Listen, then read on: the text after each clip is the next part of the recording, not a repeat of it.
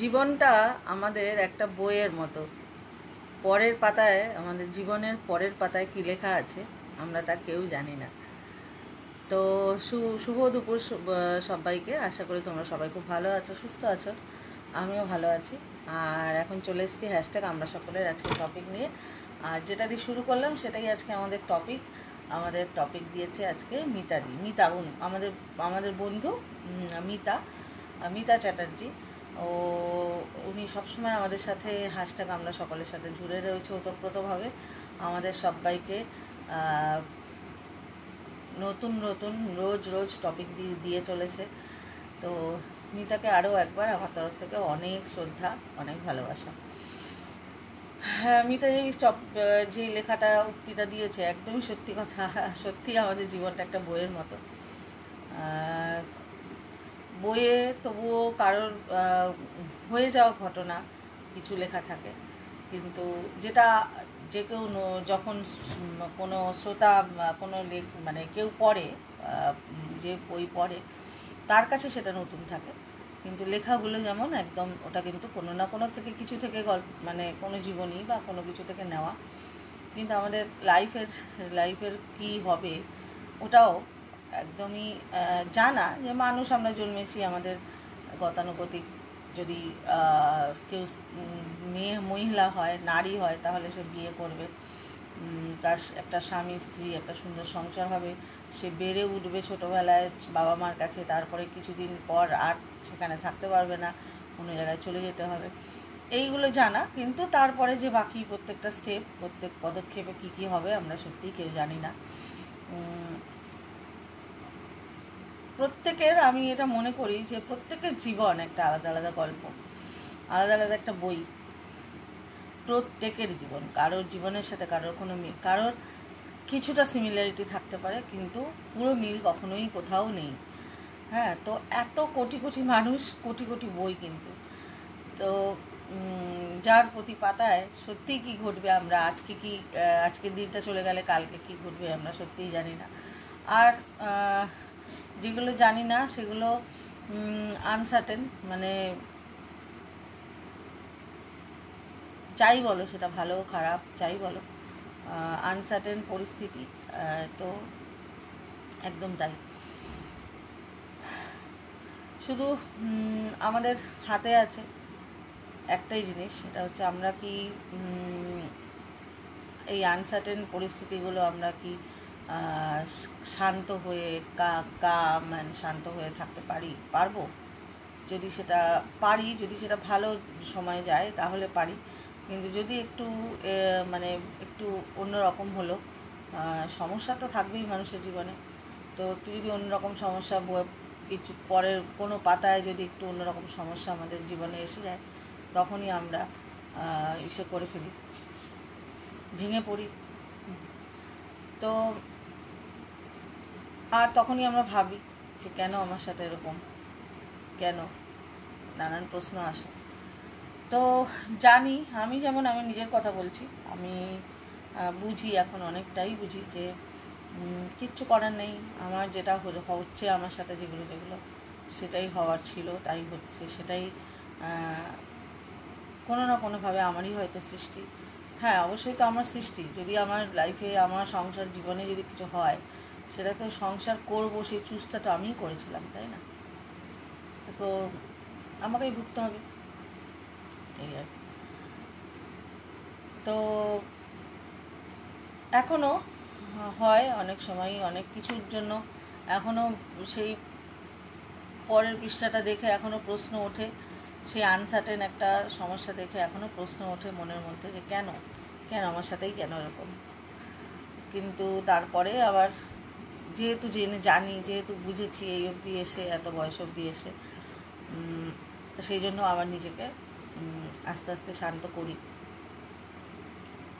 এমনিতে বলে যে সমস্যা তাকেই দেয় ঈশ্বর, যে সমস্যার সমাধান করতে পারে। তো আমি জানি না আমি কি সমাধান করতে পারি, কিন্তু সমস্যা তো আছে, প্রচুর আছে।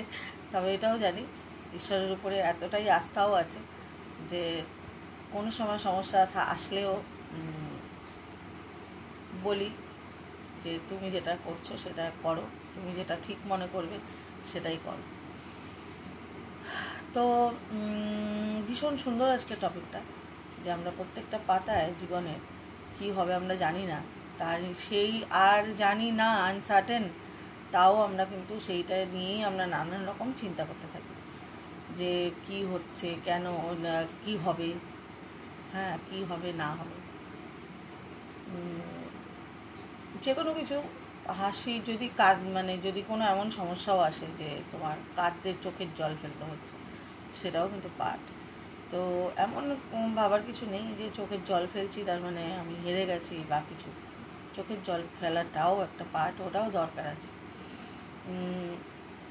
শুধু সুখ সুখ আনন্দকে নিতে জানলে হবে, মানে নেব, আর দুঃখ বা চোখের জল হাসি নেব, কান্না চোখের জল বা অন্য কিছু নেব না, সেটা তো হবে না। জীবন মানেই তাই, জীবন মানেই বুঝে নিতে হবে, জীবন মানেই সুখ দুঃখের সমস্যা শান্তি সব কিছুর একটা মিশ্রণ। তো এটাকে অ্যাকসেপ্ট করে নিতে হবে, যত অ্যাকসেপ্ট করে নেবে ততই বেটার। এই আর কি, যত অন্যের কোনো কিছু দেখে নিজের মনে হালচাল বন্ধ হবে, কেউ কিছু করছে সেটা দেখে নিজের মনের হালচাল যতক্ষণ না বন্ধ হবে ততক্ষণ বুঝবো যে আমাদের এখনও অনেক কিছু নিজেকে নিয়ে করা বাকি। অ্যাকচুয়ালি জীবনের শেষ দিন অবধিই হয়তো মানুষকে নিজেকে জেনে উঠতে পারে না, জানা বাকি থেকে যায়। নিবিদা তো এখন তো সকালবেলা এই গরমের জন্য দোকান খুলছি না, তো সেই জন্যই বাড়িতেই আছি। চলো এই টপিকটা নিয়ে এটুকুই বললাম, জানি না কতটা কি ঠিক বললাম ভুল বললাম, যেটা আমার উপলব্ধি আমি সেটাই বললাম। ভালো থেকো সবাই, প্রচুর জল খেও, ওআরএস খেও, আর কি বলবো, সকালবেলা যদি না সম্ভব হয়, আমি যেমন বেরোচ্ছি না, হ্যাঁ, তো সকালবেলাটা একদমই ঘর থেকে বেরিয়েও না। এই তো কটা দিন, হ্যাঁ, যখন যেমন তখন সেমন, ঠিক আছে। এখন পরিস্থিতি, আমাদের পরিবেশ এরকম, তো সেটাকে মেনে নিয়েই চলতে হবে।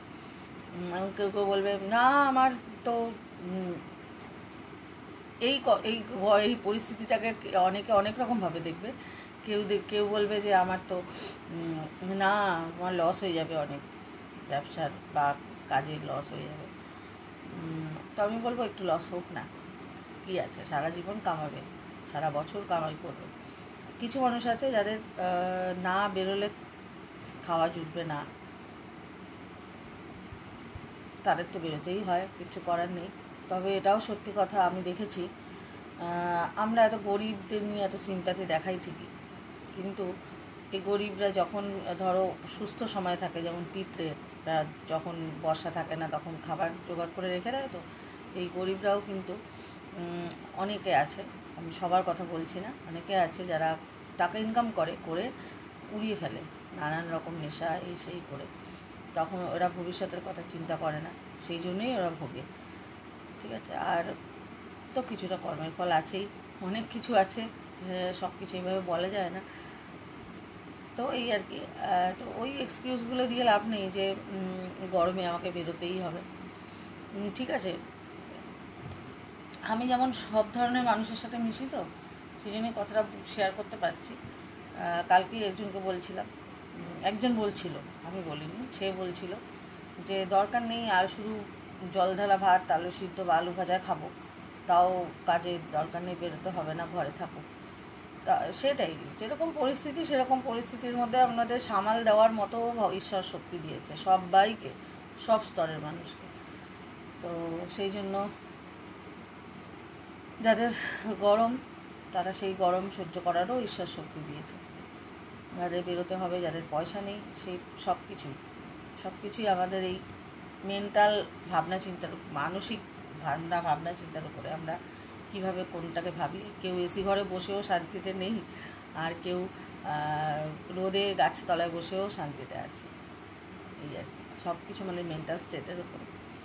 যাই হোক, চলো সবাই খুব ভালো থেকো, অবশ্যই অনেক যত্ন নিও, জল খেও। আর আরও একবার মিতা, তোমাকে আমার তরফ থেকে অনেক অনেক ভালোবাসা। তুমি আমাদের এইভাবে টপিক দিচ্ছ, দাও, আমরা ভীষণ খুশি, আমরা ভীষণ আপ্লুত। চলো টাটা।